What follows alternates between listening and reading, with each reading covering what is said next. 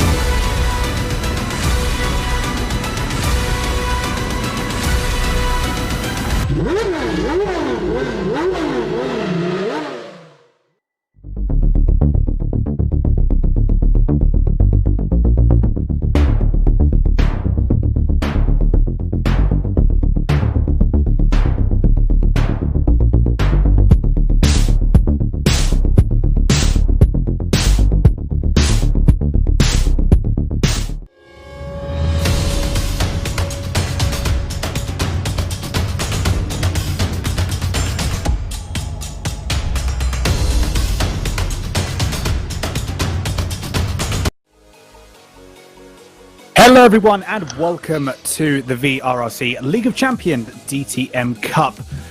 My name is Daniel Handover. Joining me in the commentary box this evening is Mr. Dave Marshall. Dave, how are we doing this evening? Yeah, not bad at all, Dan. Pleasure as always. Indeed it is.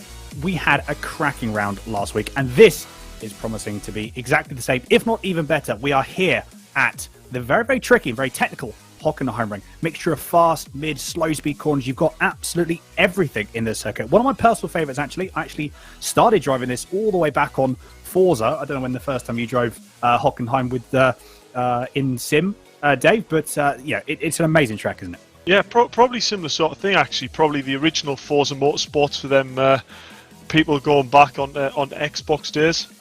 Yeah, probably original Forza Motorsport. You know, it's always been a track. It's really fast paced and it's, you know, it's one of them tracks. It's a bit like Nürburgring GP, isn't it? It's just a bit of a classic. It is indeed. It's such a classic circuit. And yeah, I'm really, really excited to see how these guys get on around here. As you can see on the track map on the right-hand side, we did just have they're white, but we've got the national circuit. Okay, so you can see that it cuts off. So turn 5, what you would have as the long left-hander, that actually gets cut off into a hairpin. And that's obviously a much shorter lap for the guys here. And again, just to help with the balance of performance slightly. But I literally can't wait. From the racing that we saw yesterday with the 3 cars that we have, bear in mind we've got BMWs, Mercedes and Alphas, Dave. What do you reckon is going to be sort of, obviously I know the BOP is, you know, is incredibly close as we did see last week. What do you reckon is going to be, where are the strengths and weaknesses of these different cars here? Yes, it's really difficult. So I said before, you know, it's a bit of a faster track this, so it's probably not a natural track for the Alpha to be fast as. But we know the Alpha is really good off the line, so that's always one to watch. Turn 1 at Hockenheim is one of them, a bit like, probably a bit like Spa, or it's not quite as tight, but it always bunches up into turn 1. You know, you often see cars going wide there in turn 1. I think realistically the Beamer could be a real shout here. You know, it's got a little bit better straight line performance than the Mercedes, so early on in the race, you know, it could be a one to watch. The Beamer's really trying to get through the grid. Indeed, very, very true. As you can see on your screen now, we have got the previous round. These are all the results and all the championship points totaled up. So Mike Etz with 10 coaching, leading the way with 42 points. However, Jack McIntyre, 32 is, 10 points behind, currently sitting on 32 for Zancho. So, and then we've got Isaac Smith. He has got 1 penalty point, though. That is one thing to bear in mind for Riggs eSports. So he's only 26 points behind. So I suppose Mike Kepps has got a little bit of a lead, obviously, Dave, but that can all change, as we can actually see in practice, though, as well. With the times that we've seen, I find that these championship points won't necessarily be in the same order that we have at the end of this race. Yeah, true that. So this is the first race of this championship in the DTMs that ballast has been applied, because we do it every championship so far in League of Champions. We apply ballast, but based on the category of car, that amount and how many positions it goes back to can change. So we had a long discussion with Rich, our race director, and we decided that the top 8 is gonna get weight, and that's going to be a maximum of 40 kilograms. So we'll say 10 kilograms is worth between 10th and a 10th and a half. The Alpha obviously carries the weight a little bit better with it being 4-wheel drive, but also the Alpha already is quite a heavy car, so it makes it really quite sluggish down the straights, and it definitely doesn't quite have that performance on the brakes that it did at the other round. So as we see there, a nice image of Jack Mack on the screen. He's piloting the BMW. He's turned around and said the car doesn't feel quite as lively as the previous round. So we might see the Beamer struggle maybe slightly with the weight, but as you can probably see, the timing screen, the times are a lot closer. The top 10 are in a vastly different order, but the cars are really jumbled up yet again going into Hockenheim. It is very true, very, very true. And to be fair, we're probably going to see this throughout the championship. Obviously, we've got 2 more rounds after this, and we're going to see a bit of a change up in terms of, a car that suits a track better. We are going to see this going through as we progress through the championship. Qualifying has got underway. Okay, we've got a 15-minute qualification.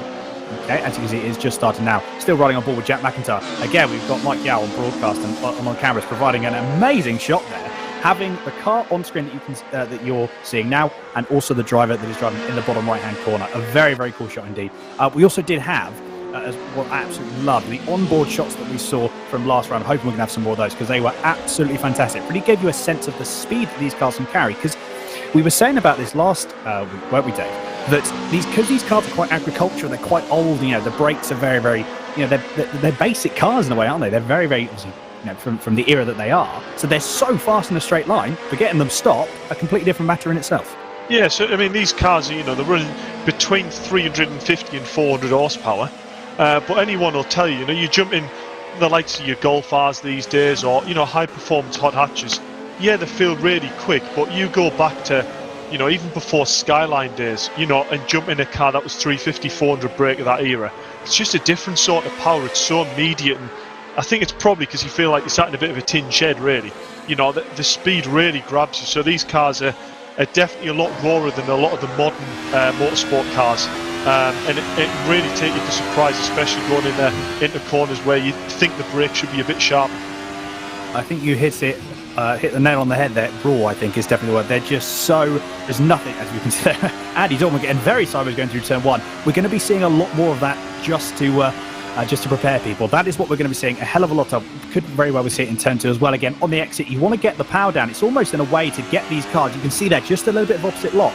It's how you need to drive these cars. This is the way to get the cars to get around the circuit as quickly as possible. You need to have that rear end slide to maximise, using that sort of, using the tyres grip to their absolute limit, and sometimes a little bit more as well.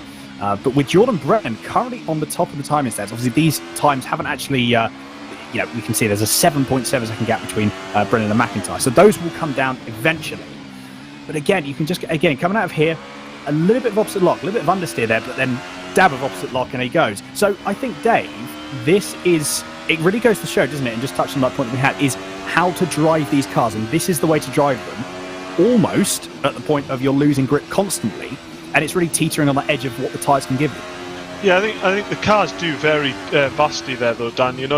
This, bear in mind, this is the four-wheel drive Alpha on board of, as Andy there drifts it round the hairpin in the stadium section. This is a four-wheel drive Alpha, and he's sliding it around as if it's a rear-wheel drive. So you can see, even though it's four-wheel drive, you maybe talking an 80-20 split. It's really majority rear-wheel drive ballast, this car. But yeah, the Alpha there you saw, you can take a lot of curb, and it's relatively composed. You try and do that in the lightweight BMW, and you'll soon know about it. You'll be spat off, and it's lucky if you hold it. But that commitment there is really what we might see from the likes of Jordan Brennan and Jack Mack to, really wrestle that Beamer through the section, and it can really reward you on time. It can do indeed. Very, very true. Before we do get ahead, though, and go any further, I'd just like to talk about, and obviously, Dave, I'll be coming to yourself with this as well. We've obviously got some prizes on offer for this championship. We've got prizes per championship, but we've also got some prizes for the entire League of Champions hosted by VRRC. So if you want to go a little bit into that, because some of the prizes that we've got on offer are absolutely incredible. Yeah, for sure. So as you said, we're doing this sort of League of Champions idea. So it's 4 championships, 4 different disciplines, and then overall, them championship points go into a league table, and at the end, it's the top league runners that get the big prizes. For each individual championship, there's trophies and caps for the top 3 runners. But yeah, in the overall league prizes, we've got a wheel and pedals for first place prize, a full rig chassis for second place. The prizes are really, really top notch. But with it, being an extended 4 championships, it just means we can put on them bigger prizes at the end and really, really separate our championship. Very, very true indeed. And I'm sure we had, like I said, we've seen some such competitive racing because they all want to make sure obviously they gain the top step of the podium and the top step of the championship towards the end after the League of Champions has finished. Currently, Mike Epps is on your screen, third though. So again, we were talking about he is running ballast. Okay, so I know you were saying we have seen some adjustment, we have seen some time differences going through. As you can see, wrestling the car as much as he can going through turn 1, using all of the track and just a little bit more. Yeah, P3 for Epps. He is 4/10 away though, so the time is not. The time is still very, very close indeed. With Isaac Smith currently in lap, I don't actually think he set a timed lap yet, so I'm guessing this is his first time lap. He's currently 11.7 seconds away, so he's slightly off the pace if he does stay there. But I'm sure we will see a time put on the board for him in a few minutes' time. Yeah, Jordan Brennan, the man untouchable at the moment, 3/10 clear of Walters with a 1:34.947. Is it going to be something that we're going to see as well?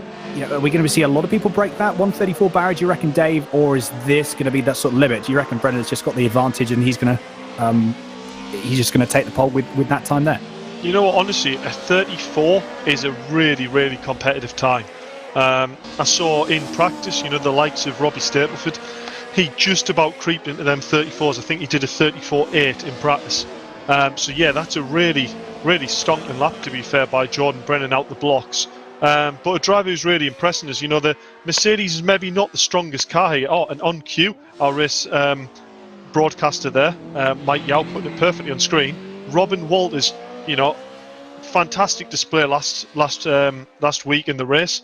A top 3 finish, and second again, 0.2 off pole.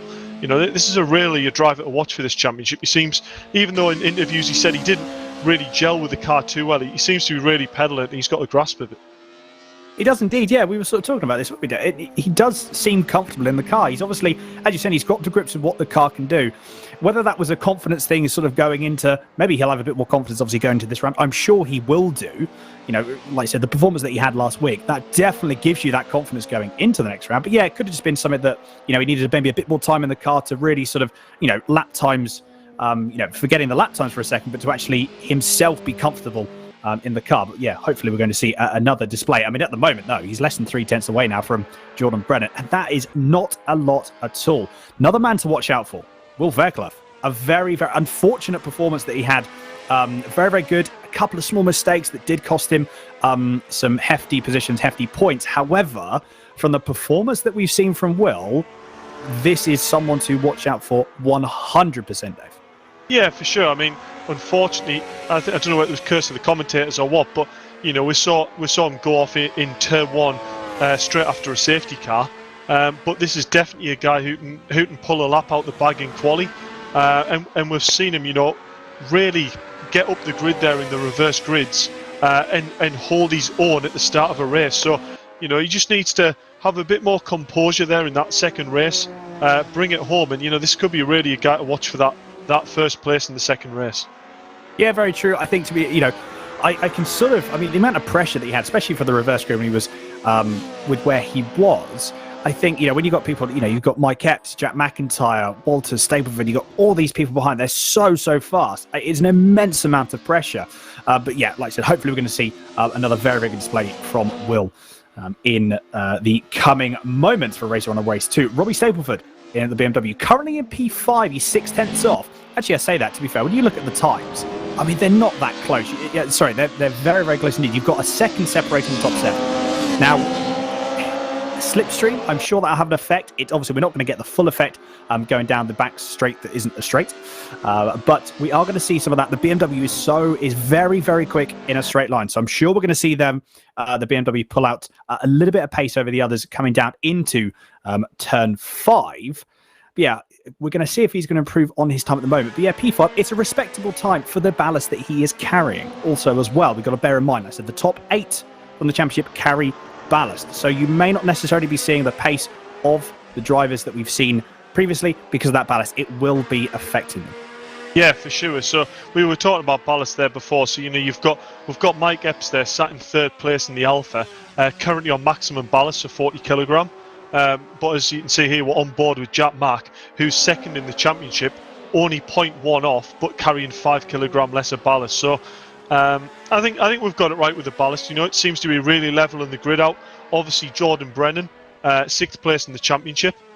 So he's running quite a lot less ballast than the likes of Mike Epps and Jack. So that's probably about right. 4/10 to half a second off the pace, but who knows what's going to happen in race. Them Alphas have been brutal off the line.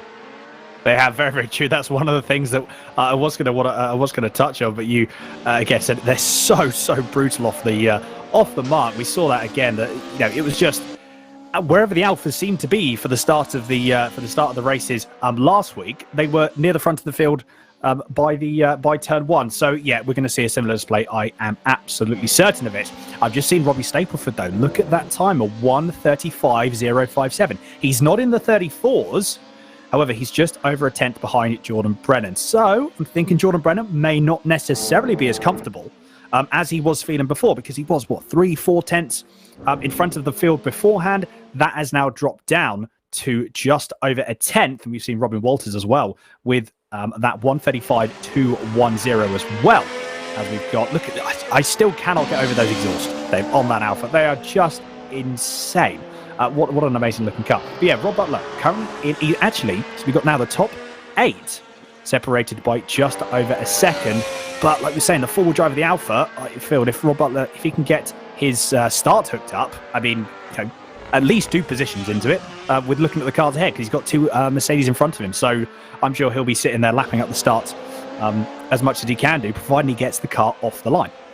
Yeah, for sure. I mean, I'm looking at the grid there, and if I was Jordan Brennan looking at the leaderboard, see Rob Butler there. So I must explain, that is a hairpin in the stadium section, turn 12, and it really dips away on the inside towards the curb, but then the curb is very flat, if not slightly up over.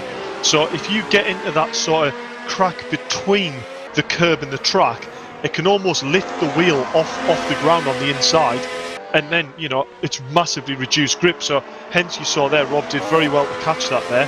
But even a 4-wheel drive car like the Alpha is can really struggle in that left-hand turn. So it's a bit like Carousel and Nürburgring. You want to be not quite on the apex, just want to be slightly higher and use the banking of the track, because if you're too inside, you can see what can happen.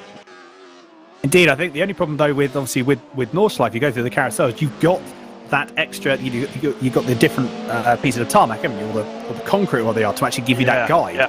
You don't have that around here, so these drivers especially, and that's one thing we've got to watch out for.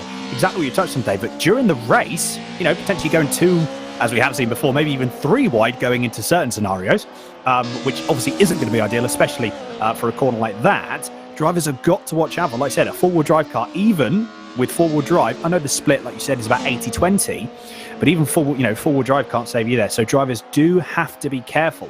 I'm actually trying to think, is a corner like that, would actually rear-wheel drive be more beneficial because you've got more control, because you're only being driven by 2 wheels through there? I'm just trying to think. We may see that in the race. We may see sort of the rear-wheel drive cars, the BMW and the Mercedes, get a little bit brave going through there, because it could very well be the Alphas might not be as confident through there as the other 2 cars. Yeah, so when we said about the weight of the Alpha, we do tend to find you've got to almost throw the car, as we see Mike Epps there just trying to do a bit of tyre warm. You've got to almost throw the car in slightly earlier to get the transition.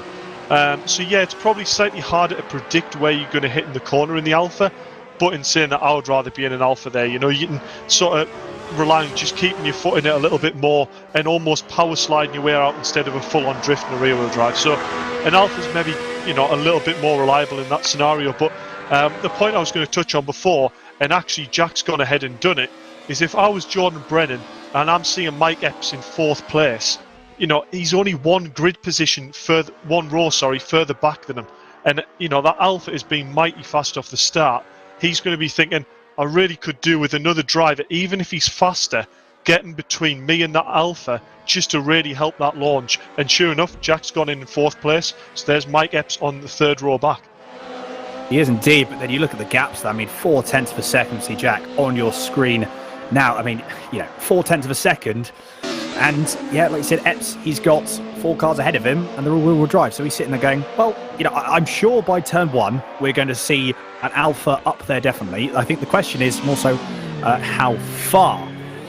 But we still got Jordan Brennan. He hasn't improved on his time, although he hasn't needed to. The man in the 1:34s. Robbie Stapleford, though, still just over a tenth behind. Still hasn't improved on that time. But Robin Walters, I believe he has improved his time yet again. Yeah. The 1:35.076. All of a sudden, I think Stapleford is sitting there going, hang on a minute, he's got to be a little bit careful because you've now got a BMW and Mercedes very, very close. So yeah, I mean, the gap, it's less than 0.02 of a second. We see Jordan Brennan there. So he does, provided no one else puts in a quick lap time. Mike Epps, though, is still on a quick lap. So is Mick Sutton and Will Fairclough. So we could very well see some position changes at the moment. Everyone else has finished, bar these 3. We've actually got, I believe that is Andy Carroll, though he may be in the pit. Mick Sutton, that won't be a lap that he's going to be putting a time on board, unfortunately. So that will be his lap time gone. And we've also got Laramie still finishing off the lap. But yeah, Epps, I think, is he going to make a position? We're going to have to see. We know that he was trying to warm his times up furiously, and we know he knows he's only got 1 more lap. So in a few moments, and I'd say that he has just gone across the line. So no improvement for him there. So he will have to settle for 5th. Yeah, the man on a pole at the moment, as we've just seen Jack McIntyre drop back to P14 for some unknown reason in the standings on your left-hand side. We're just going to get some clarification on that, I'm sure, in a few moments. Yeah, Jordan Brennan, just over a tenth separates P1 and P2. Yeah, it's a bit interesting why Jack had dropped down, but you can see there, back in P4. The thing what I'm noticing there is we were saying about the BMW seems to be the fast car in a straight. If you look at Robin Walters in 3rd place, he's actually got the fastest top speed. So that's definitely going to be something to look for in the race. You can see the Alpha there really struggling down that back straight, only reaching 131 mile an hour there, whereas the likes of Robin Walters is up at 135. So actually, it's probably slightly more worrying than for the Beamers down that straight than what I was first thinking it was going to be. It's interesting, isn't it? Do you know what? I hadn't even looked at the top speed that they can, just assumed that the BM was going to be the fastest. But, I mean, to be fair, we could have had, Robin Walters may have had a tow from another car going through that, then obviously suddenly got out of the way. So, lots of different things, potentially a lot of different variables there. But, I mean, yeah, if you can hook up turn 2 going onto that straight, then, yeah, absolutely, you can gain probably a quite substantial amount of time. But yes, Jordan Brennan, Robbie Stapleford and Robin Walters rounding out your top 3. Jack McIntyre just missing out in P4. Epps is in P5. Max Edmondson P6. Isaac Smith in 7th. I'm sure he'll be wanting to perform and move up the field after the qualifier. We've got Rob Butler in P8. Andy Dorman P9. Will Fairclough in rounding out the top 10. Andy Mellors P11. Mick Sutton 12th. Andy Carroll 13th. And Laramie P14. I believe, Jack, we do have Mr. Brennan in the interview waiting room if you would like to go and have a chat with him. Yeah, we'll go drop down, have a find out how we did that lap. Right then. Hello, Jordan Brennan. Hello, how are we doing? Yeah, not too bad. So I think you'd be fair to say you didn't have the best round out last week. At Zolder, you said the car was a little bit bouncy and a bit unpredictable, but I take it the BMW must be suiting Hockenheim a little bit more, is it? Yeah, it definitely suits the track more, but I found that I was running the wrong wheel rotation in game last time, which is why I was struggling so much. So that didn't help, no. No, that's not a great position to be. The other thing I picked up there was, running quite deep into that quali session. You had Mike Epps sitting there in 3rd place, and then he got dropped down to 4th, but that was still putting him 2nd row on the grid in an Alpha. But Jack Mack, even though he's gone faster than Mike Epps, he's actually moved Mike Epps back another row. So I take it that's good news for you regarding the Alpha off the start. Yeah, it's helped massively, that. I'm not sure what the race pace is going to be like, but I'll see what I can do with it. Yeah, I mean, we also were saying about the BMW straight line speed, and we thought the Beamer was the quickest car down the straights, but we noticed Robin Walters has actually gone about a mile an hour faster down the straight. So I don't know whether he had a tour there, but are you worried about the Mercedes' early performance, or is it Robbie the man that you're watching? I think Robbie is going to be the one to beat. Robin's very quick at the minute, but I'm not sure what his race pace is like. Where I know Robbie's going to be on it right from the start, so I think he's going to be the one to watch. Yeah, and I'm going to go through this in comms after we finish the interview with you. But you have been told that going into turn 1, if it's 2x2. Don't basically cause a car part. You can use the escape in turn 1 to run wide, as long as you don't gain an advantage. So I guess turn 1's probably not quite as stressful here as other tracks, but definitely going down into turn 2, Robbie's going to be a man to watch, isn't he? So yeah, good luck for the race, and focus on that start, and hopefully we'll be talking to you after this race, Jordan. Cheers, thank you. Spot on. And there we go, Dan. Jordan Brennan, I tell you what, look at that livery. That is just great, so retro, doesn't it? With the gold spoke wheels as well. That looks amazing. And to be fair to him, he has done that livery himself as well. So fair play to Jordan. You can probably almost tell the liveries Jordan's done on the grid. I believe he's also done Max Edmondson, Isaac Smith and Rob Butler. So yeah, he's a very busy man outside of racing as well. So fair play to him. Ah, good stuff indeed. We're just about to, in a few moments, get underway with Race 1 for the VRRC League of Champions DTM Cup. Before we do get ahead, though, do make sure you get involved on the chat. We would love to be able to catch up with you guys and to catch up with everyone, as we've got Andy Media saying, hi, well, how's it going? Well, good to have you with us, Andy. Hope you enjoy the racing, which is just about to get underway in a second. All the cars are on the grid. And we've got Dan Cook there as well. Say hello, Mr. Handover. Well, hello, Dan. Thank you very much for tuning in. Hope you are all okay. Just a couple of minutes. The tension is building so much here. I can't imagine. I've been in this sort of situation before, obviously, when I do sim racing myself, but the pressure that these guys are on, especially with the front man, Jordan Brennan, he's got some very, very quick guys behind him, as we've got there Jack McIntyre as well that we can see. If Jack can hear us, I wonder if he can give us a wave, but I don't think he'll be able to. But yeah, the immense pressure that these guys are under is just incredible. It is. I mean, I can imagine what Jordan's thinking here, Not a great round last round, but he's put it on pole. He's got a point to prove, and he's definitely doing it so far with his pace. So good luck to Jordan, and let's see what the start brings of the race, eh? Absolutely. Well, the lights, as you can see, are just about to come on now. So what we will find in here, everyone will be finding their bike point, finding the revs to build up as the lights are on. And in a second, we are away. A great start through there by Jordan Brennan. Look, he has just disappeared. We've got a mega aero shot there as well. Although I say that, just about to go 2x2, Jordan Brennan has lost out. I'm trying to see who that is. Was that? I'm trying to think who that actually was. That was Robbie Stapleton that he lost out to. So we got Mike Epps into third. So we knew that Mike Epps was going to have a really good run. But we're going to have Brennan go try and get around the outside of turn 2. That was never going to work in a million years because you knew Stapleton was going to cut that off. Is there going to be a cutback? We've just been told as well that Jack McIntyre didn't get a very good start. You saw there was one car when we were focused on Jordan Brennan that didn't get away. That was Jack McIntyre. So a bit of a shame for him there. He's got to try and work back up. You see, he's in P8. But at the moment, we've got Stapleford, Brennan and Epps leading in your top 3. And that's 2 side by side there. That was Isaac Smith and Max Everson going very side by side. They're still... how this is going to work, I don't know. 2 did not go into 1 chat, but they seem to be all okay at the moment. But Jack McIntyre is wanting to get involved in this battle as well. So this 2-way battle potentially is going to go 3 wide. There's still how Edmondson and Walters, and sorry, that's not Edmondson. Well, that's Walters and Smith. How they're still side by side. It's been almost the entire lap. You've got Jack McIntyre that's going to try and go around the outside of turn. That is, I believe that is turn 11 that they're going to try and go through now to the infield section. Again, very, very tricky. You've got to be careful. But Jack McIntyre going up the inside. That is a position done and dusted. Or as I said, very, very sideways for Will Fairclough there. Got to be careful, as we were talking about there, Dave. But Jack McIntyre doesn't quite get the move done. This is probably 2 of the longest overtakes I've ever seen in any race, I think, Dave.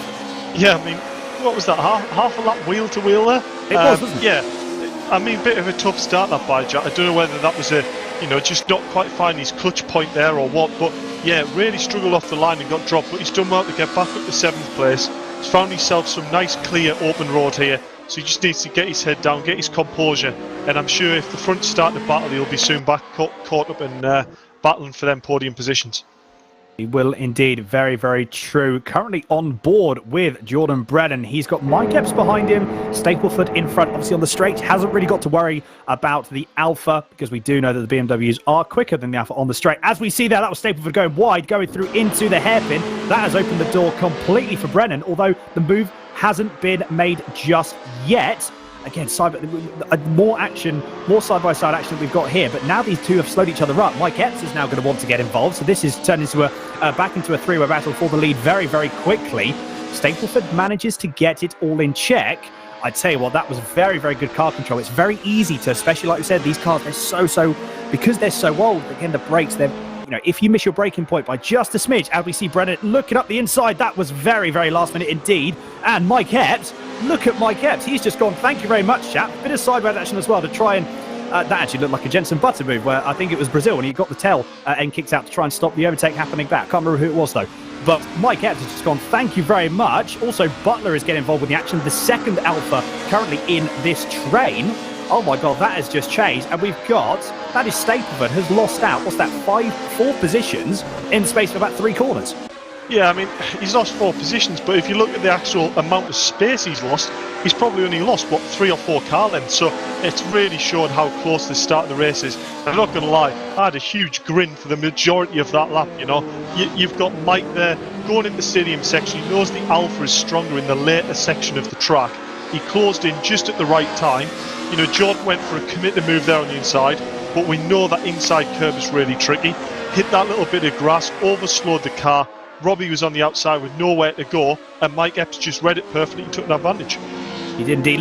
Whoa, that was a little bit of contact there between, that was Stapleford and Butler, I believe. So Butler has dropped down the field, going through into the hairpin, just outbraked himself massively there. And unfortunately, coupled with that little bit of contact, as we see Epps wanting to be one with Brennan's BMW rear, his BMW's rear bumper. But this has now opened the door, so Edmondson is now going to try and have a look at Epps potentially. So again, this battle for the lead is still a three-way battle. So Epps in second, so he did lose out on the position to Jordan. I'm guessing that was, we know the BMs are so quick in a straight line, but a little bit of a move there for Edmondson. He tried to have a look, couldn't quite make the car, and couldn't quite make the move stick. But all looks a bit even. Stevens going out that time, so I think Epps is just biding his time here, seeing where he's quicker. Again, this is where you start to then, you've got to play the long game here. It's only it's a very, very short race in the grand scheme of things. It's a sprint race, but you've still got to gauge it. You've still got to be careful, and you've got to calculate. You can't just go throwing it at the inside all the time and hoping it sticks, because eventually it won't. So you've got to be calculated in your moves. So Epps is sitting there going, where's he quicker? Where is he slower? And then what we should find, if he can get to the back of him, although Brennan has pulled out half a second of a gap, it's actually going up. Again, like I said, we know the BMW is so fast, and this could potentially leave Edmondson to make a move going down into the hairpin. Yeah, for sure. I mean, we already know the Alpha struggles on the straight line speed. So this is what I'm saying, the run down to turn 2 towards that right-hander, and then this third straight down towards the hairpin. That's where the Alpha is really not the best. So I'm only presuming that's where Brennan managed to get back past Mike Epps there. But, Mike Epps is keeping within that half a second. If you're waiting for Jordan, maybe his tyres will go off slightly earlier if he's pushing them rear tyres a little bit too hard. But yeah, Mike Epps is a smart driver. But to be fair play to Jordan at the moment, he's driving within himself. Nice little bit of sideways, which is always nice to see. These cars are a real spectacle. They are indeed. They're so much fun to watch. I really hope you guys are enjoying it. Currently watching from wherever you are in the world. But yes, currently now riding on board with Mr. Jack McIntyre, who has recovered. He's back up to P6, very, very wide, going through into the infield section, into the arena. As we get it, we got an onboard with an onboard, as we can see there. This is Jack McIntyre actually driving real time, which is a very, very cool shot indeed. Looking forward to seeing more of this in the future. You see, just resting. You can actually see, look at how much wheel movement is going on with Jack McIntyre. He's almost pretty much on full throttle and just balancing the car on the grip that is available to him. But yeah, currently in P6, I'm sure again he's playing the long game. He knows that he knows he's got pace, but he is trying to manage some ballast as well, as is Mike Epps, who is dropping back again. So the gap is now extended to 0.8 of a second. So Brennan showing his race pace that he did show in qualifying. Actually, to be fair, I know he obviously lost out to Stapleford very near, but he got his composure. He set himself up, and then he went again, and now look, he's almost, as it has just ticked over, in fact, a second ahead of P2. Yeah, it's an incredibly good performance by Jordan there. It's pull out a second, but you've got to take into consideration the weight here. As we see Max Edmondson just going a little bit deep on the brakes. That's going to put Robbie Stiltford up the inside, going towards turn 8. Up the inside, Robbie's going to try and get the switch back, but Robin's there. He can't back off too much. Max Edmondson pulls away. Great defensive driving. It is indeed, yeah. So Max Edmondson just putting his car exactly where it needs to be. But he does know that Stapleford is there and he wants to get by as soon as possible. Obviously, this is the battle for P3. Drop back a little bit here. I think, again, that's just probably some, I suppose, comfortable driving from Stapleford. Okay, he knows that where he is quicker, as we have seen there, so he knows where the move can be made, although we did see Edmondson go a little bit wide. So, again, just biding his time. There's still 12 minutes left of this race. Although, saying that, these 8 minutes have just absolutely flown by. I don't know where the time has gone. I'm sure these 12 minutes are actually going to go quite quickly for us, let alone the drivers. But yeah, Max Edmondson still holding P3, currently 1.2 seconds back. I'm just having a look at the timing. So we got Mike Epps has just put in the fastest lap of the race. Actually, I'll say it. No, sorry, not the fastest lap of the race. His personal best. You got a 35.795 for Jordan Brennan, a 35.944. However, he's pulled a bit of time back.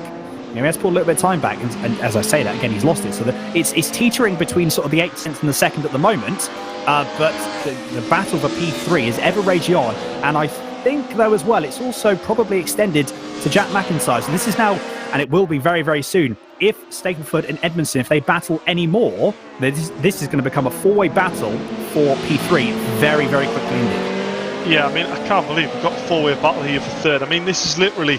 one driver drops one here, or another driver runs slightly at the back, and the other two are there ready to pounce. And I mean, Robin here is hanging on to the back at Stapleford. I just wonder whether he's sitting back a little bit and going to try and let Robbie, really try and attack Max in order to try and get them to, trip each other up a bit, and then Robin can pounce. Because we've seen him, he's just starting to drop off the back of Robin here, but Jack isn't really gaining, so either the third and fourth place have really upped the ante a bit here, or Robin's being smart and just going to let themselves trip over each other. Yeah, it could do, to be fair. There's lots of different ways you can approach a race like this. There's almost 100 different ways, and it's one of those ones where every scenario that you plan in your head doesn't necessarily work out. As you see, Mellis has dropped down, so he has lost. He's actually lost a couple of positions down to Fairclough and Carroll. So not entirely sure what's happened here, but Brennan's going to try and make a move around the outs. That's very side-by-side action going through into turn 1. As we see, Brennan was on the outside. He, again, sensibly backed out of that there.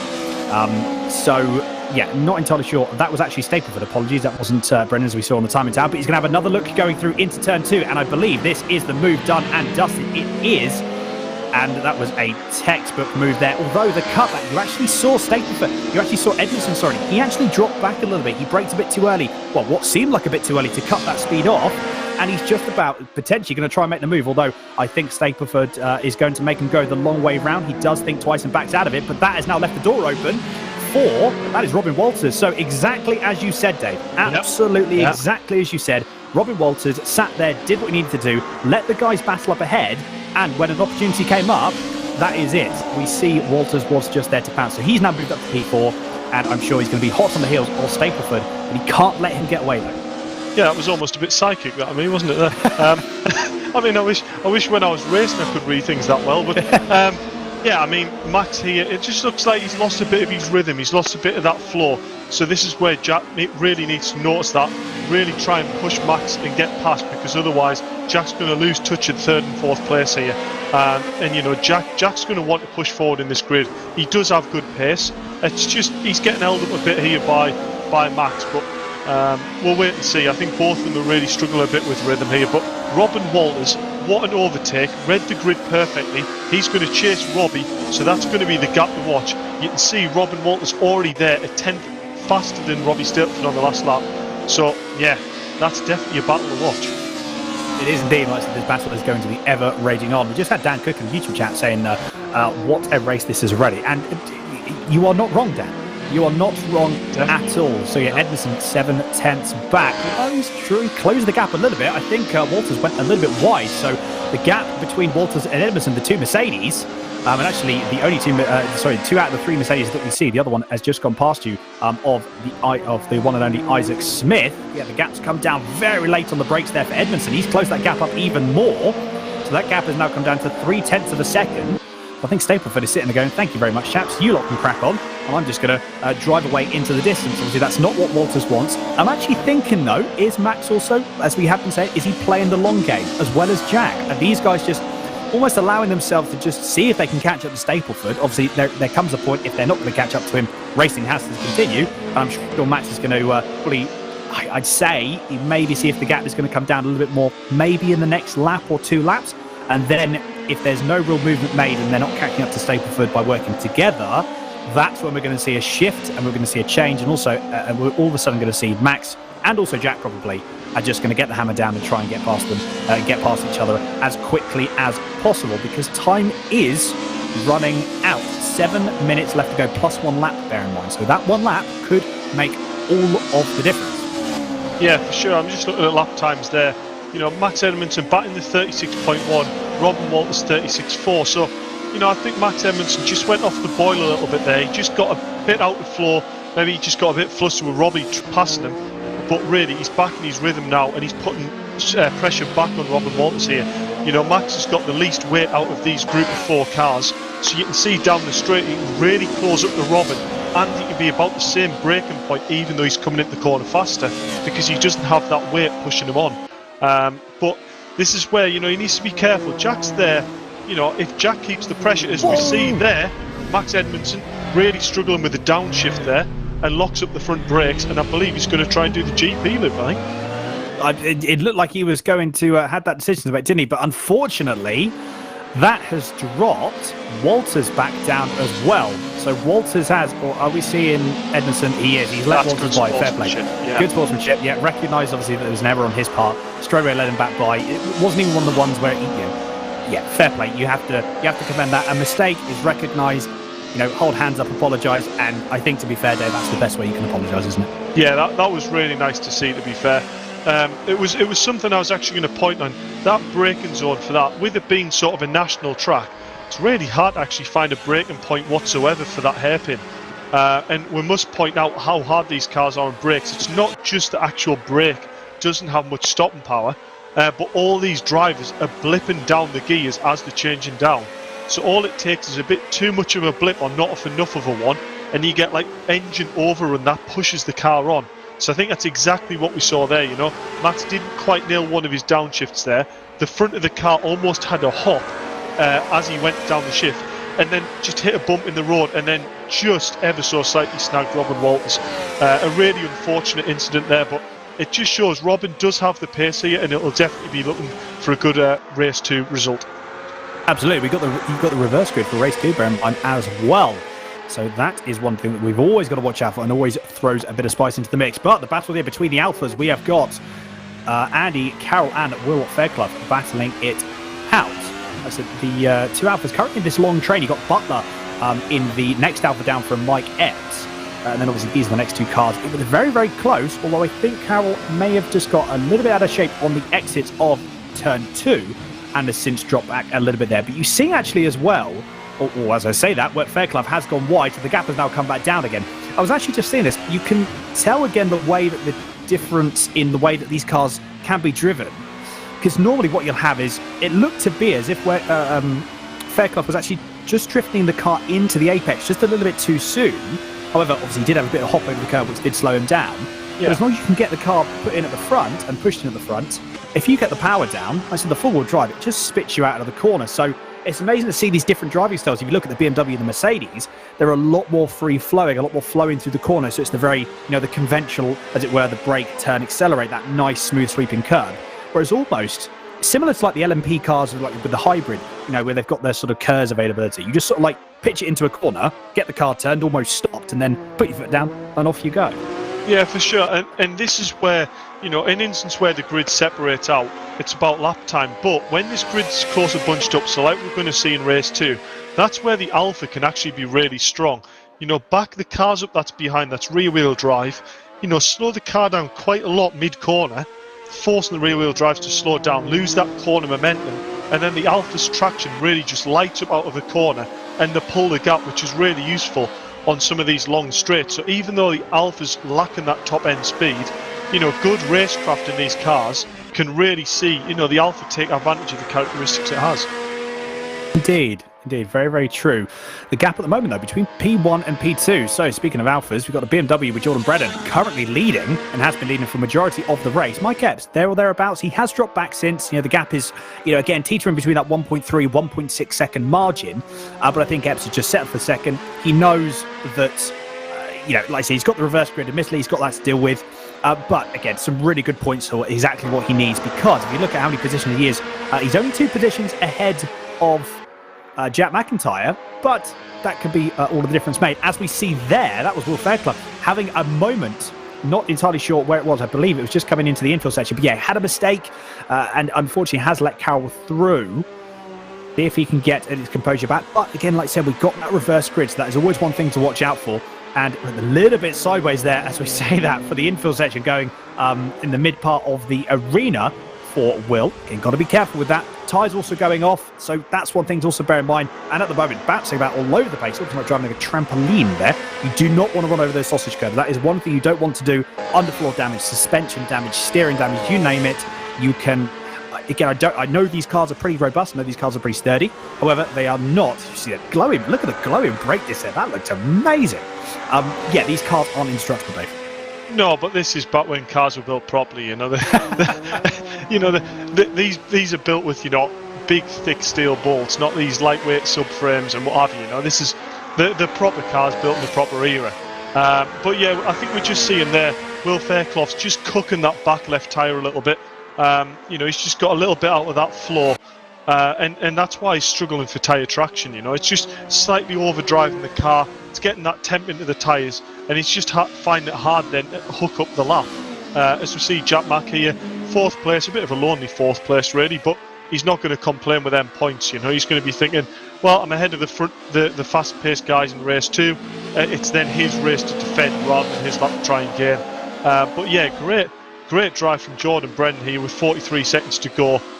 He sort of held that gap to Mike Epps there. Consistently that low 1:36 lap time.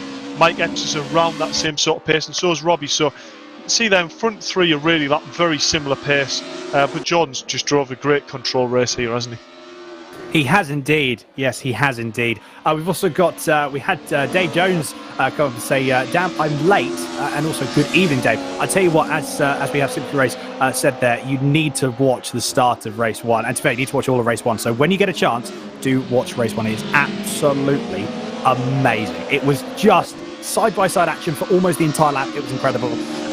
Yeah, do go watch it. Obviously, after the round, of course. But yeah, rewatch the start of race 1 because it was absolutely amazing. But I believe we have got one more lap.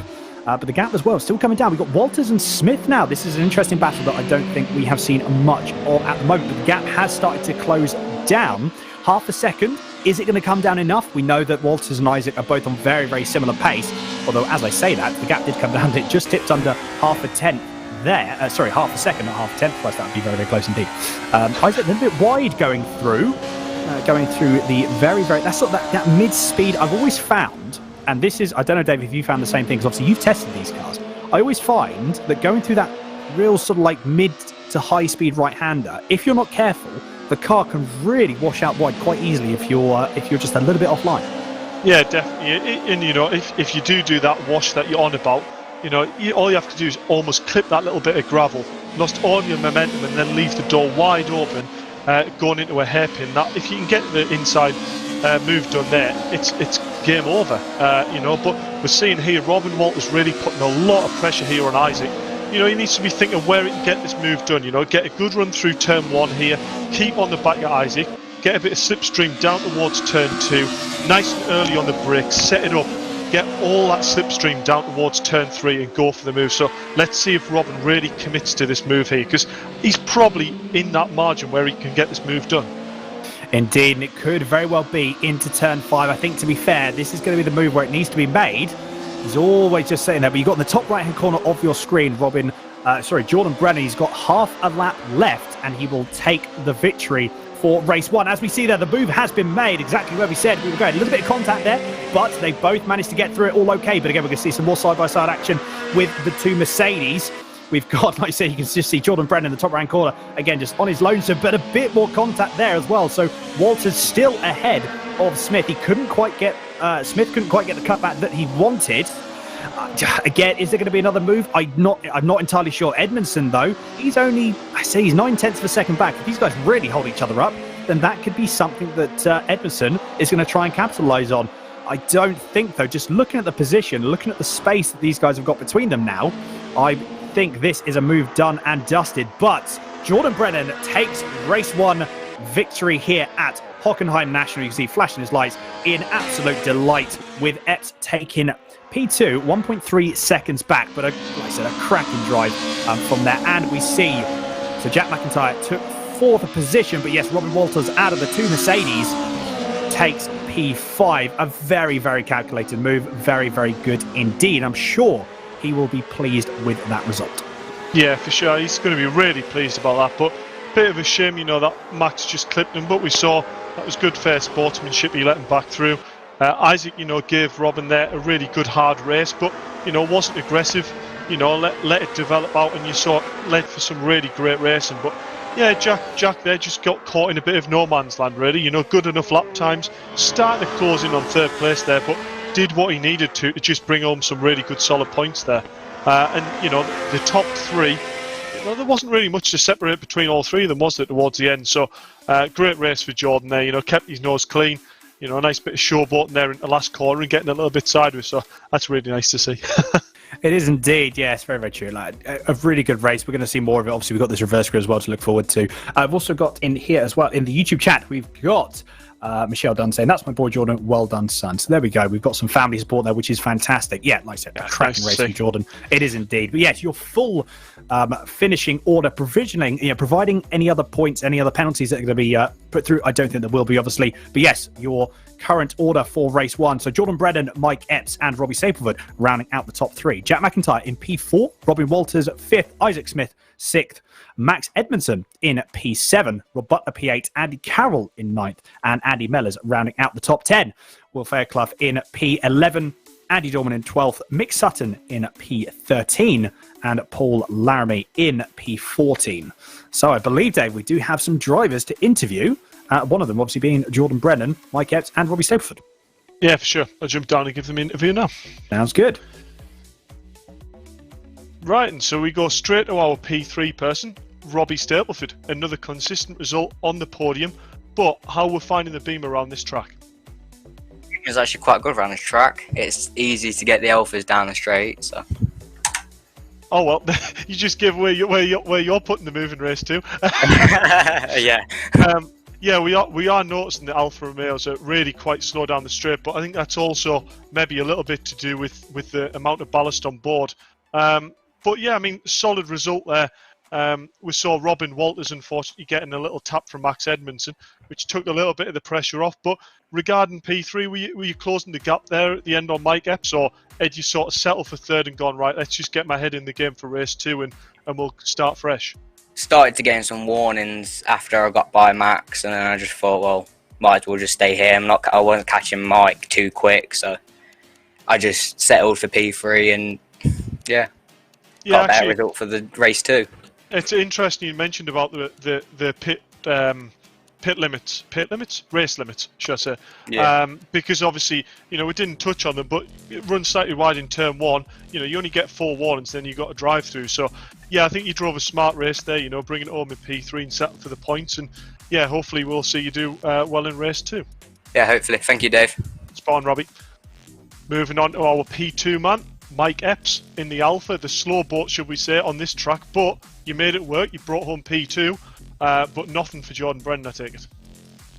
Yeah, I mean, like Robbie said, she's a bit of a bus in a straight line, but she's a 4-wheel drive bus, so reverse grid starts are going to be the one, aren't they, I think. So at the end of the day, it's proven there that it's really strong on the early laps, and if you can get yourself into a position where you can bunch others up, you can get enough of a gap. And to be honest, on the medium tyre, it's got decent race pace, to be honest. It's just the outright quali pace probably isn't quite there.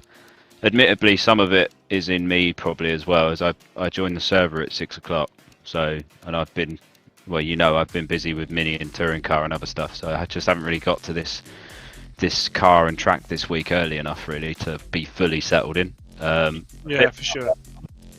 Yeah, I mean, it's nowhere near as bumpy as, the Zolder tracks, so we're obviously seeing, that the car's a little bit stronger, but are you struggling on the brakes? Are there heavy braking areas anywhere with an increased ballast amount? Yeah, I'd say so. The ballast, obviously, it does affect your power to weight, so it will literally affect your straight line speed. A lot of people don't realise it, but in touring cars, I used to moan about having no power whenever we ran any ballast or anything, or in any championship. I ran in VW Cup and we had as much as 60 kilos of ballast, and yeah, it really hurts in all the areas where you're loading the car to its full potential. But yeah, I think it's strong enough. I've just got to really play the long game and make a good run in this second race, I think. It looks like towards the end of the race we can hold pace as soon as the rear-wheel drive cars start to, start to go off and all that. It doesn't really affect me in quite such a bad way, but they don't half pull away down the straight though. Yeah, we could see that, but I think it's definitely one of them cars. If you're getting an undercut or moves like that, the traction of these Alphas is really significant. So we noticed, Jordan would sort of open 2 tenths to 3 tenths on the first part of them, 3 long straights, but then you go into the stadium section and you can just close that gap up and you actually cross the line, finishing a very, very similar pace. So very impressive race 1 drive there, Mike, especially with the car and the weight, and look forward to seeing what you can do in race 2. Definitely, she's strong. So cheers, mate. Spot on. You get my teeth stuck in. Cheers. And on to our race 1 winner, Jordan Brennan. That's better than last week, isn't it? Yeah. Miles. Yeah, I mean, we didn't really see what happened to Jack Meck there off the line, but it seemed like you just got a relatively clean start there. You had a little bit of a fight on there to keep first place, but once you got it, you were ahead by sort of a second, and you just kept that gap, and it looked like a really controlled race from our point of view. Yeah, I probably got the worst start I've ever had in this car. But after that, once I got back in front, it was sort of easy to keep the gap back.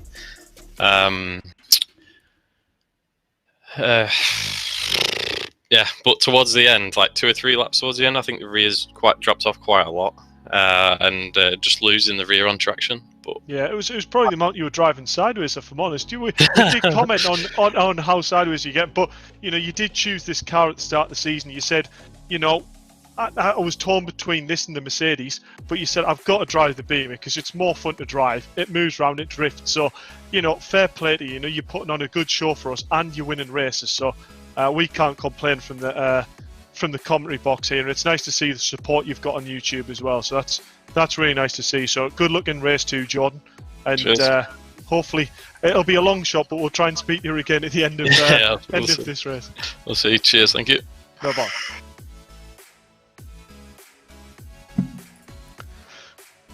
Well, there we go. Your top 3 from race 1. A very, very good race indeed, and I'm looking forward to race 2. But we do have a top 12 being reversed, if I've got that correct, Dave. Yeah, I believe so. So, slightly smaller grid here for classic DTM. But yeah, reverse 12. So, a massive grid shuffle up here. Yeah, it's going to be really interesting to see. The cars are lined up, and we can see the majority of the front of the grid is Alphas. So I'll let you take it from here and try and keep up the carnage. Well, we're just about to get underway in a second for race 2 of the VRRC League of Champions DTM Cup. The lights are on, revs have been built up, and we are away. You can see again, look at the aerial view. The Alpha traction is just absolutely incredible. But yes, 5 Alphas are at the front, and they've just disappeared from the rest of the field already. You can see that was Will Fairclough, I think, getting very sideways indeed. Managed to keep it all in check, but he has lost a few positions because of it.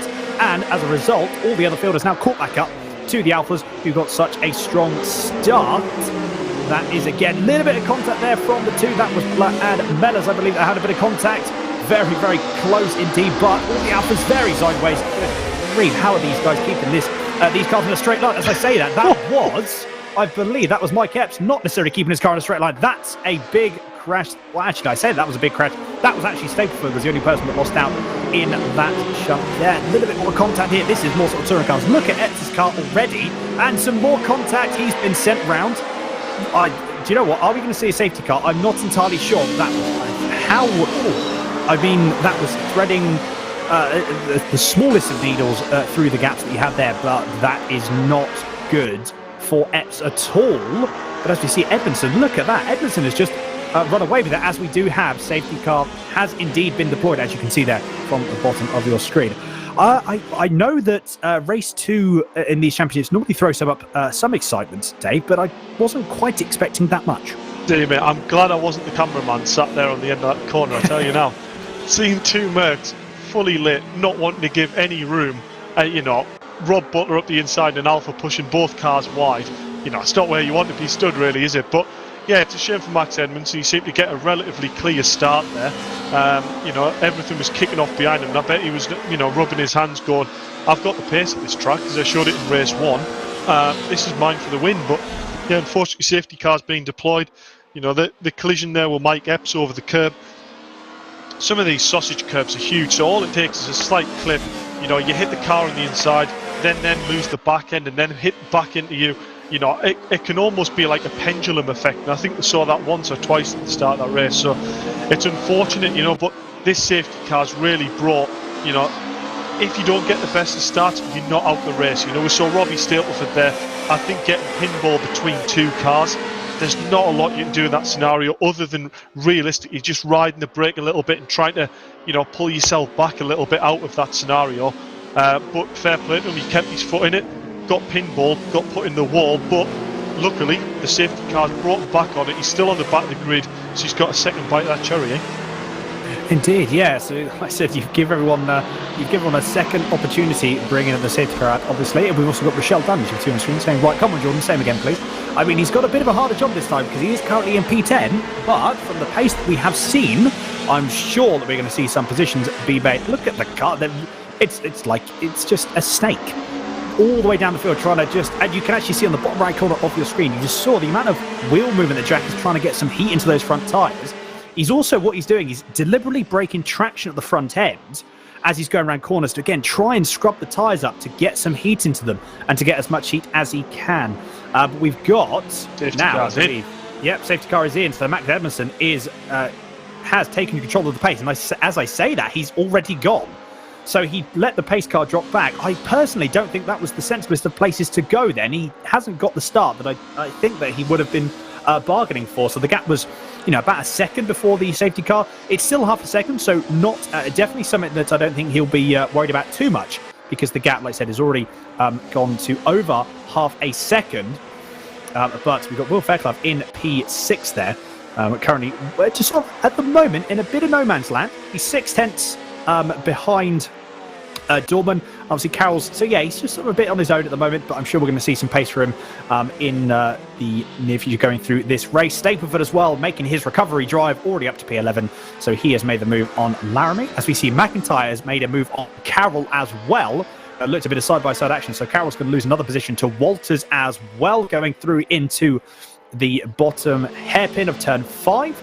And that is a change for second. Whoa, that was another big shot there. I think, again, similar thing to what you were saying before, Dave, in the last race. Someone missing their gear changes, couldn't get the car stopped. And that was, unfortunately, as we got, look at this, Stapleford actually being hassled by Laramie in a moment. So a bit of a battle going on there. But I'm just trying to think, who was the person that lost out there? I believe, was it Walters? I think, yes, Walters lost out there. Yeah. So not ideal for him. But yeah, Stapleford, the man on a mission, as well as Brennan, who is currently up to P8, and he's 1.1 seconds behind Jack McIntyre in P7. Very sideways again from Will Fairclough. Wow, as almost tandem drifting there from Dorman and Fairclough. That was very nice to see. It was indeed. I mean, the big thing I'm looking at here, you might have just caught in the background there. Mike Epps is still not caught onto the back of his train, over 6 seconds off the bat of Paul Laramie there. So, he's got a big task to try and close on this grid. The current championship leader on 59 points to Jack Mack, who's second on 45. But Jordan Brennan, even after the terrible round he had last round out, is now only 1 point behind Jack Mack in 3rd place. So that is incredible to see. As we're seeing here, Jordan Brennan's going to try and go around the outside of Will Fairclough. Didn't make it work. Will the Alpha have the traction? Jordan Brennan's going to read the undercut, use that power in the BMW, try to pull alongside. But more importantly, that blue BMW that's in front of Jordan now, that is for championship position. It's only 1 point difference. And if my maths is right, Mike Epps will lose his championship position. As you see, Will Fairclough there losing it on the brakes, did very, very well there to avoid Jordan Brennan to actually commit to go between both Jack Mack and Jordan Brennan there. So great bit of sportsmanship there by Will Fairclough, but he'll be gutted that he's outbraked it there into the gravel trap. As we've seen, very, very easy. Like you were saying before in race 1 day, there's no real braking zone, is there? It's just that sort of, you don't necessarily know where to actually brake. As we see there, that was McIntyre and Dorman. Again, Dorman going very sideways, nearly actually cutting off Brennan there. Obviously not intentional. That was something that I think Dorman just had to get the car together. And that was just unfortunate, I think, for Brennan. Wrong place, wrong time. Again, look at the sideways. How much opposite lock that Dorman is putting on. And Brennan's going to be wanting to get past as soon as possible. And he has done indeed. Very, very good move indeed, as you say, Dave. And that potentially is going to open the door as well for Walters to come through. Is he going to make a move into turn 1? He is having a look. Look at the speed difference there. He has backed out of it, though. So, again, interesting to see. Obviously, he's, again, calculating the move. Where is it best to do? He knows he's got some pace. He knows Walters has got some pace. So, again, he's just being a bit, just being sensible, being safe. There's still 12 minutes left of the race. We do know how quickly it can go down, though. But, yeah, like I said, you don't want to make a move. You don't want to make a move too soon. We're just looking down, as you can see at the field. So look at Mike Epps. So the gap has come down from 6 seconds to Laramie down to 3. So as much as I'm saying, I know it is just more so, I think, damage limitation for Epps at this point. He's just going to try and gain as many positions as he can. But this is a battle that's very, very late on the brakes there for how the contact was not made. As I say, that contact was indeed made. So Stapleford has got past. As I say that, no, Dorman, again, using that traction of the Alpha. We got a bit of switchback here. That was contact that was always going to be had. More contact there from Stapleford, Carroll and Dorman.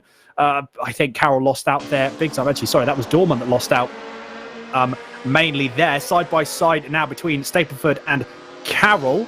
And I think the BM has just got, it has indeed, yeah, just pulls in front. It has got the legs on the Alpha, even in those short sections there, which is interesting. Like, it's amazing to see how quickly the BM can get the traction down and actually get the power delivered, so it can pass the Alpha even on a short stretch like that.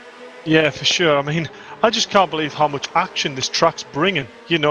It's almost everyone has got a battle. Certain cars are stronger in certain areas, and it's just providing for some great racing, isn't it? But, good move there by Robin Walters. We're on the front wheel arch of Robbie Stapleford there, and I thought he misjudged the braking, but he just timed it absolutely perfect. Got up the inside of, I believe it was Andy Dorman at the time, right on the back of Robin Walters, got on the power, a little bit of opposite lock, but the power and the traction of Andy Dorman's car just kept it alongside all the way into that left-hander. But that, for me, was classic nostalgic.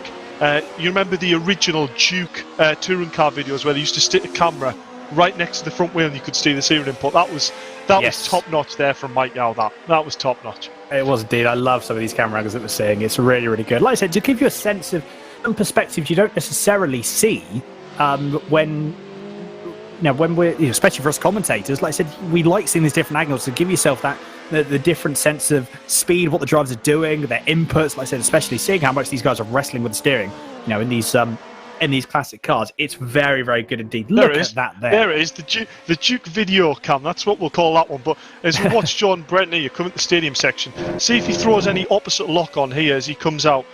Just keeping that wheel nice and parallel there, trying to keep as much traction as possible. And you'll see, lovely close to the apex there, runs it a little bit deep into the banking, gets on the power.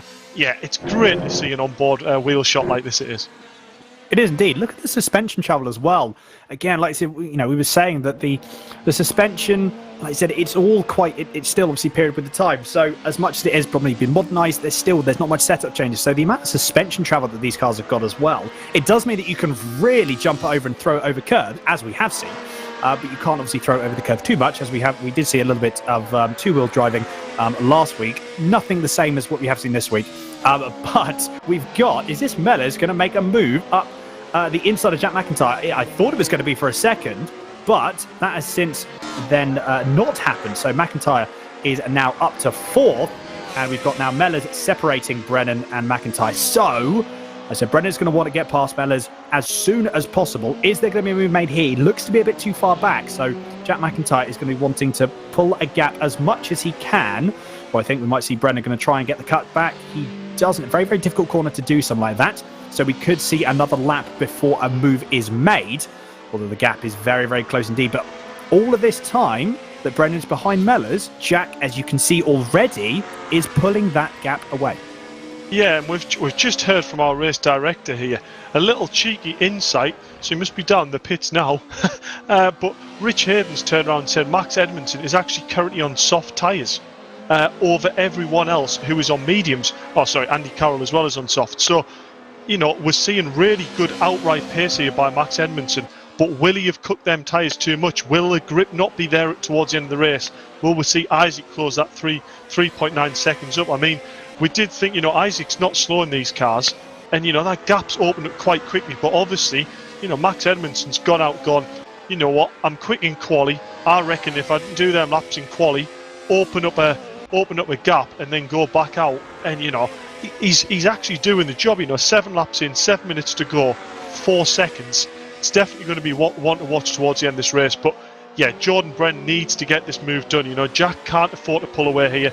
Jordan showed his nose here up the inside of Andy Mellors. You know, traction is going to be better on the Alpha, but we're going to see Jordan go for the undercut, use the power of that beamer and try and pull alongside. But, you know, we'll wait and see what happens in the hairpin.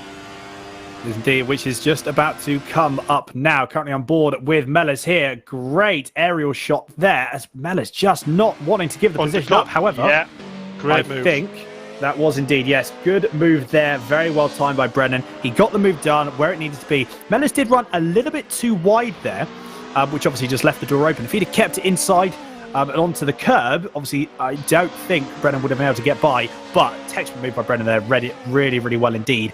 But look at the gap, though. The gap is 2.2 seconds now between McIntyre and Jordan. So is that gap going to come down? It's already dropped down to 2.1. So, well, I don't know, 6 minutes and 55 seconds left. We could very well see a very, very close battle. But yes, the red mist I don't think has descended quite yet for Brennan. But I'm sure he is a man on a mission to try and catch up to the back of Jack's car. Yeah, for sure. One thing I was just about to comment on Mike Epps, actually. So congratulations there, Mike, on choosing the right car. He was just getting on the back of Andy Dorman. We actually know Andy Dorman's currently on hard, so you know, that's going to be quite a big disadvantage there for Andy Dorman. So he's doing well to hang on at the moment to 10th place here on hards. As we see, he just loses a bit of side, gets a little bit sideways on the last corner there, loses momentum. Mike's going to go down the outside early on the brakes. He's going to commit around the outside. He has indeed. So Andy Dorman there's obviously gone, you know what, I don't have the grip here. You know, go ahead, Mike. But yeah, Mike's closing on the back Andy Carroll, but then in front of Andy Carroll, you know, there's not a lot of many cars. You know, it's 6 seconds to batter Robbie Stapleford. So unless if something major happens, I think Mike's going to struggle to get higher than 9th here in this race. But the big battle for me is between Jordan Brennan and Jack McIntyre. As we see Robin Walters here get tricked out, I believe, by Andy Mellors' braking point there, and both run severely deep, letting Robbie Stapleford through into 6th place. Yeah, indeed. But these two are battling. Actually, you know, just touched on you saying that, you know, potentially as we got there, Mellors not wanting to give that position up. He's like, no, thank you. Shuts the door on Walters, and he drives off into the distance. Rob Walters is sitting there going, hang on a minute. So he's now going to try and have to catch back up the field. But yeah, look at Mike Epps. So if he can get past Carroll very, very soon, he's just having a bit of a look. That's going to be a brave move indeed. But he's going to try and make the move stick. And side by side, he just about gets the move done. Again, a textbook move from Mike Epps there. Very, very well timed. Absolutely perfectly. But to be fair as well, Carroll left him just as much space, just enough space of which he needed to. So very good racing from these guys. Gap has actually come down now from McIntyre to Butler. And you look here. So Alpha versus BMW. Where is the move going to be had? I'm going to put money on it being through turn 5. A little bit. You see Jack McIntyre pushing a little bit wide. But no, what we're saying, actually, if you've got Epps, if Mellors and Walters are slowing each other up, you know, we might actually not see Epps be too far behind. Come the end of this race, you see, it's actually a double cutback. As I say that was nearly going to be side-by-side action. I think McIntyre's going to get pushed out wide. They're going to try and go side-by-side. And that doesn't really work out. But Butler switching to the inside. There's got the drive of the BMW. They're already side by side coming down. It's last of the late breakers. Who is going to be better? I think McIntyre is going to drag around the outside. But look at that. Walter, Butler just pushed him out wide. Enough. That's completely legal. You're absolutely allowed to do that. He was off of the racing line. And again, going to the outside, that's not going to work because, again, Butler just pushes him out wide. At the moment, McIntyre can't find a position, but more importantly, look at Brennan. He is now right on the back, so he's going to try and want to slip up the inside, which he might do in a second. Dear me, this is nail-biting stuff, if I'm honest. I mean, you've got probably one of the most defensive drivers that can, drive to the blue book, should we say. And, Jack Mack, who is, incredibly determined to get past Rob here, as he's done it up the inside. Go on, Jack. He's going to not show him any room here. Run him slightly wide. Job's done. Here's Jordan Brennan. Hopefully he won't be caught up in this, but that's not what Jack wanted to see there. Jordan got straight through past Rob, and I noticed that Jordan Brennan had closed probably about 3/4 of a second to the back of Jack Mack. So, yeah, as we can see, Jack's probably going to be looking in his mirrors now. He is indeed. You can see the bottom right-hand corner of your screen. It's just gone there, but you just saw, again, how much wheel movement. You can see Jack McIntyre. He is driving on the absolute limit, trying to get as much out of the car as he possibly can. But the battle still rages on between Walters and Mellors. So Alpha versus Mercedes this time, ironically, not Alpha versus BMW. As we see there, that is going to be Walters going up the inside. Is Mellors going to get the cut back? I think. No, he is not. He's going to try to, but again, this is where the Alpha does start to lack. It's in the straight line speed. So he tried to get the cut back, didn't quite work. We actually saw Walters just pretty much stop it on the apex, which again, absolutely allowed to do. Again, look at that gap. If these guys still battle, very, very late on the brakes as well by Mellors, he has managed to get that car stopped. But I think, looking at the pace of these two and what we have seen from race one, I feel that this could be, providing no mistakes are made by Walters. Again, touchwood, commentator's curse. Please don't kick in as I say that. Yeah, I think this could very well be Walters now pulling away from Mellors. He's already pulled that gap up to about 0.3 of a second. Is that gap going to come down? But more importantly, look at Mike Epps. He's 3.3 seconds away. 2 minutes left. It's a tall order taking out 2 seconds. Where he's going to take up about 1.5 seconds a lap. As we see Carolyn Dorman swapping positions for P10. Yeah, I don't know. We've just seen again, look at the gap between McIntyre and Brennan. That's now 0.5 second. So it's come down a bit more. You've got 1 minute and 50 seconds left, but it's +1 lap. And as we saw in race one, that +1 lap can make all the difference, as we've now got an onboard shot of Jordan Brennan, the blue BMW of McIntyre, in his sights. And as you say, Dave, this is for position. So I don't think there's going to be a love loss between these two. And we're going to see in the next minute and a half, potentially +1 lap, what goes on. But the gap again is getting closer and closer. This is absolutely incredible stuff. Yeah, I mean, I don't think the drivers have probably have managed to work out the maths quite as quickly as me sat here right now. But I do believe, these drivers here are sat second and third in the championship at the moment by 1 point. So they were probably not driving knowing that. But this, as we see there, Jordan Brennan, see that little bounce there on that track, just forcing him wide a bit, but he's managed to recover it. He's putting some serious pressure on Jack. So fair play to Jack for holding his lines. He's driving consistent, but he will be feeling the pressure here. Yeah, Mike Epps, it's going to be really tough for him to close and make any more progress, I think, in this race. But yeah, I think we've got to focus on this battle between Jack Mack here and Jordan Brennan, because this is going to go down to the wire. It is indeed a little bit wide there for Jack McIntyre, so that's left the door open. We're going to go side by side going through into the main arena. So McIntyre versus Brennan, as we see, very solid. Whoa, he managed to save it. Had to dab on the brakes to try and get the car to stop over-rotating, because it didn't look like it was actually going to stop. That has been, I'm sure, you can just see in Jack's face, can't you, the sigh of relief that he has got. But we still haven't got to the white flag, which means there's at least, so we got this lap and one more after this, so the white flag hasn't actually come through yet. Okay, so Edmondson still leading the way. The gap is just extending, 5.2 seconds to Isaac Smith. But Brennan has got another 2 laps to get that gap down from 7/10 all the way to back on the field. As you can see, the race leader on his own. What a lonesome race. He's had no screen time because he's not been racing anyone, which is never a bad thing. I'm sure he won't be complaining with no screen time for this particular race. Yeah, as we've got now Robbie Stapleford with Rob Butler. So another Alpha versus BMW battle raging on here. This is the battle for P5. So we've got 2 battles happening very closely between McIntyre and Brennan, Butler and Stapleford. okay, is also raging on. Although I was actually surprised, the BMW didn't necessarily catch up as much as I thought it was going to Butler then. Could have had a bit of a poorer exit, although the car has seen better days, hasn't it? Better days, isn't it, Dave?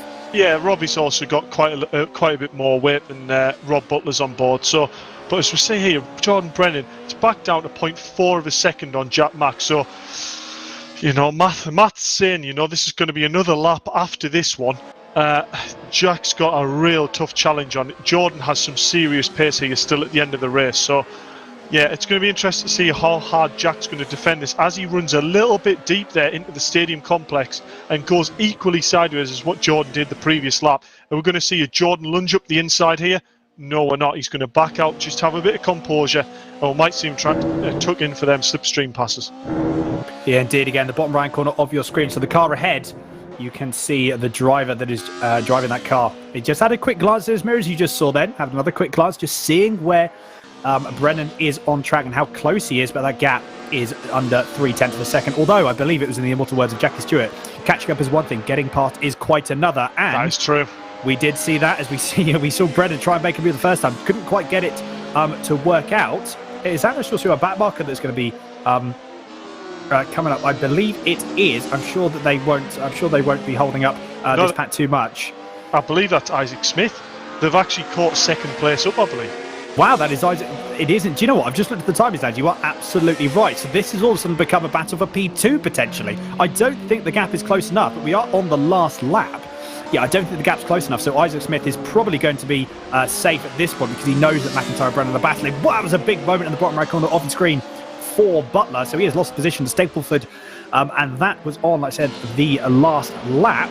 So that has been that position has been done and dusted from Stapleford. But yeah, Max Emerson, look at the gap that he's got, 7.5 seconds. And he's just about to come over the finish line with a few corners to go. That has just moved into the top right corner of your screen. But Brennan and McIntyre still can't quite find a way past. A little bit of opposite lock applied there for Jack McIntyre. I think he's got 2 more corners left. Is there going to be a send for Brennan up the inside? I don't think there will be because he's just a little bit too far back. But he's going to try and put McIntyre off as much as he can. But Max Emerson, look at that. Takes race 2 victory. A dominant display there on the soft compound tyre. What a drive there. And we've seen Isaac Smith take P2. But more importantly, McIntyre is still ahead of Brennan coming across the line.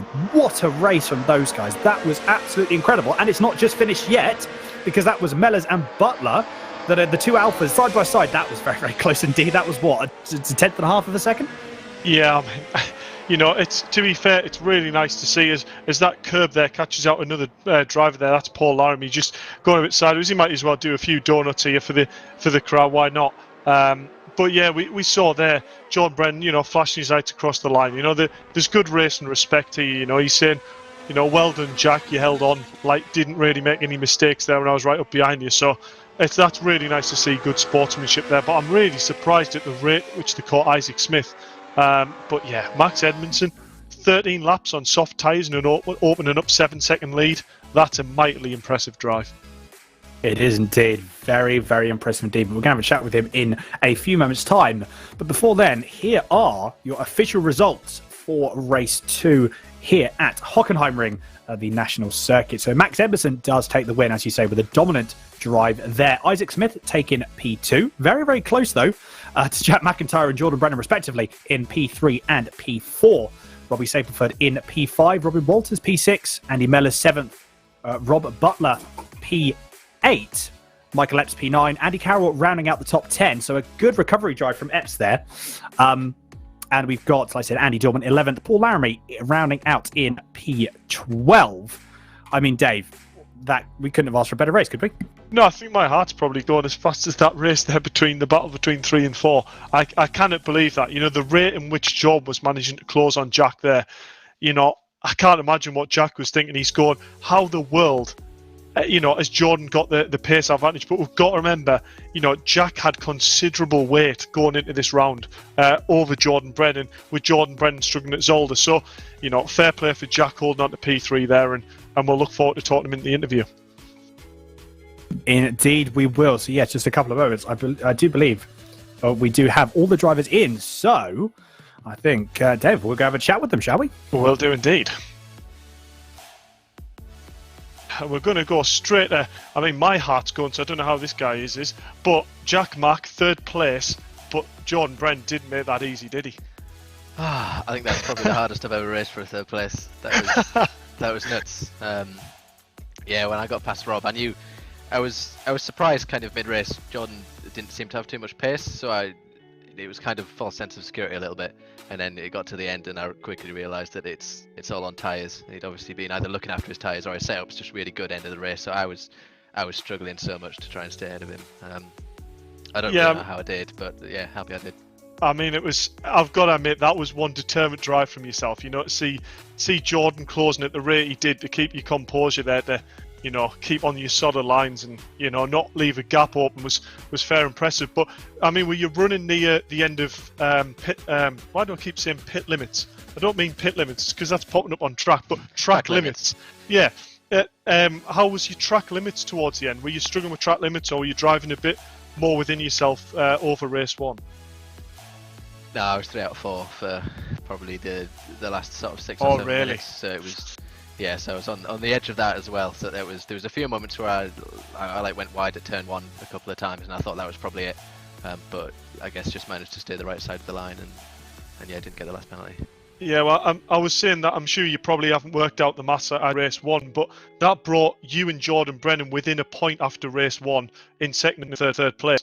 And Mike Epps, you know, didn't have the best of starts there, you know, went well back in the grid and struggled to get a top 10 finish there. So I believe provisionally that's put you really close to first, if not first, but it's only going to be, I think, 3 points between you and Jordan Brennan going into round 3. Yeah, it's super close, and the ballast as well has brought these cars together so close. So it's still anyone's game really. Yeah, I mean, I wasn't going to bring the ballast up because I want to think I've done a good job, but I don't want to hear it from the drivers in case you turn around and say it's not. But yeah, fair play for a great driving race too there, Jack. And looking forward to seeing what you can do in round 3 and also in the minis on Saturday. Cheers, mate. Thank you. See you in a bit. And on to our 2nd place, Isaac Smith. I think it's probably fair to say that you were struggling for lap time a little bit in race 1 and maybe a little bit in race 2, but your racecraft came through and a good solid 2nd place result. Yeah, it wasn't as easy as it looked. The car is an absolute really sideways on the first lap on the outside of about 4 cars, so I was very, very worried, and we managed to come out 3rd miraculously, so I was very looking forward to that. And then obviously the safety car came out and it brought it all back together, and then I got the jump on Rob and pulled a little bit of a gap, and then I made a mistake towards the end where Jack, I was a bit worried at that point, but Jack had closed up massively. I lost about 1.5 seconds. Yeah, we did spot that. We didn't see what happened, but we noticed the gap had gone, you know, from probably about 3 seconds right the way to under 2 seconds. So we presumed something had happened, and you know, your pace seemed to struggle towards the end of the race. I don't know whether that was tyre issues or just not hooking up the track. But I mean, to be fair, you're seeing go around the outside of cars, you know, sideways, not what you want, but it's exactly what we want to see. It will look good on stream, I imagine. Oh, it looked fantastic. Yeah, it really just they'd completely fallen off the cliff of the tyres. There was at the bottom. Yeah. They were completely gone. So I went into I don't know the corner name, the double right. And yeah, in the parabolic. I actually broke earlier than I had previously, but I must have locked an inside wheel or something, and it did not want to stop. Yeah, we were just talking about how hard these cars are to stop, and you know, if you slightly miss your blip or pip a bump in the road, you know, the ABS is not what it is on modern cars. You know, there's still the push on and wallow. I don't seem to stop at all. So really good result there, 2nd, and it's kept you right in the championship. You know, you sat 4th. You know, only 4 or 3 points behind Jordan Brennan. So you know, it's all to play for still in the closing rounds of this championship. Yeah, it'd be hopefully a good end to the championship we can get with a track that suits the car a little bit more. And yeah. Yeah, well, we'll look forward to seeing how you get on at Nürburgring for round 3. So speak to you then, Isaac. Dave. Cheers, man. And on to our race winner, Max Edmondson, on soft tyres. How the world did you make them last? I mean, as you can imagine, it was not easy, but It was like a dream race, to be honest. I made up like every place in the first lap, and then safety car came out. But I think Mike had damage, and I knew Mike would be fast, but he went in the pits. So obviously, when the safety car went in, I wanted to slow the pack down, bunch everyone together, but not too much so that Mike caught back up. Yeah. But obviously, I had to just stay consistent, slow it down, but not too much. So it was quite a good race, to be honest. Yeah, well, that shows real good smart racecraft actually, and good awareness from yourself. I mean, what was you thinking behind going on softs? Because you're one of the only drivers in the grid to actually gamble it, and it seems to have paid off. I mean, imagine the tyres were like ice at the end, but the advantage you must have had at the start was massive. It was. They dropped off towards the end, but obviously at the start they weren't that bad. It was quite quick, to be honest. Yeah, well, it was great to see, and drove a great solid race. I mean, we didn't actually get to see a lot of you drive, to be honest, because you were that far ahead. You didn't get a lot of stream time, but yeah, great composure and fair play for making the softs last all the way at the end of the race there, Max.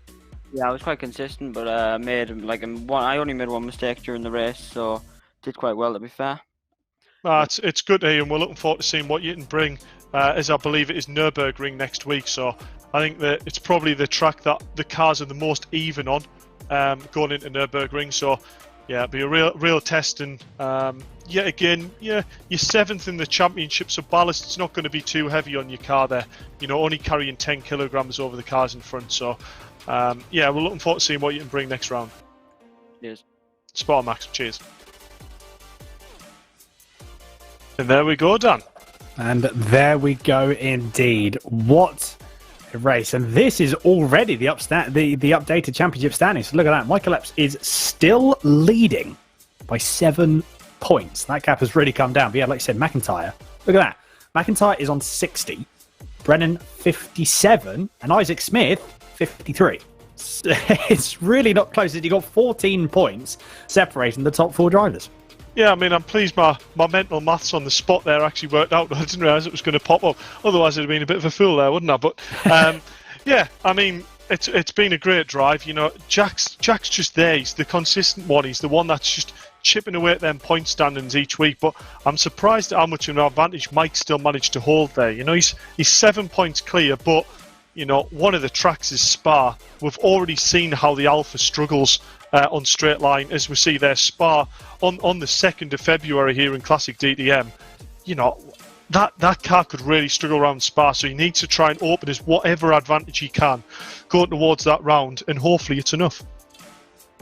Yeah, hopefully so, because like you said, there is a lot of disadvantage potentially to be had for the Alpha there. But as you can see here, look at this Touring Car E Series, which is kicking off and has kicked off actually. So we have had round 1.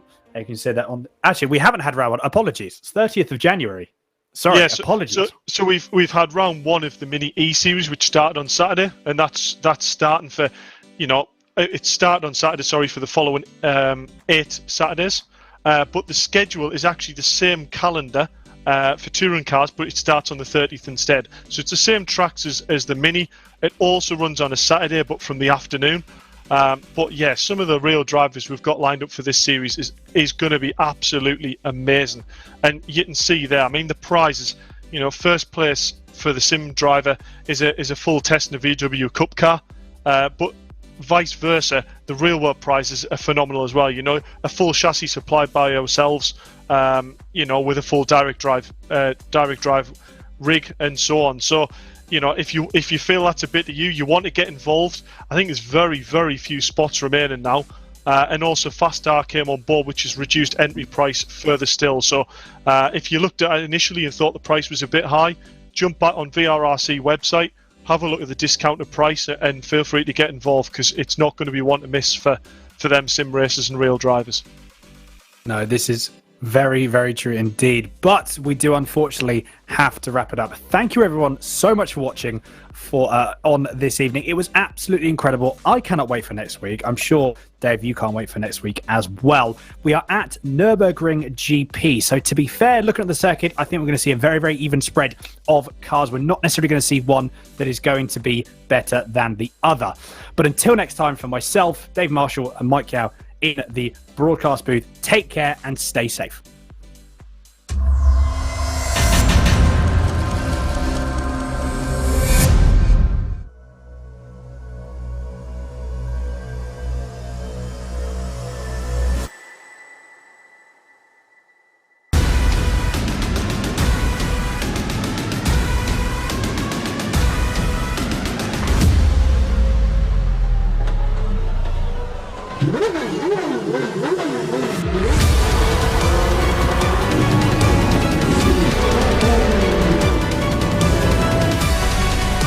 between the two of them. The inside of Coates. Parker gets too heavily involved. And that's Whitehead and Coates.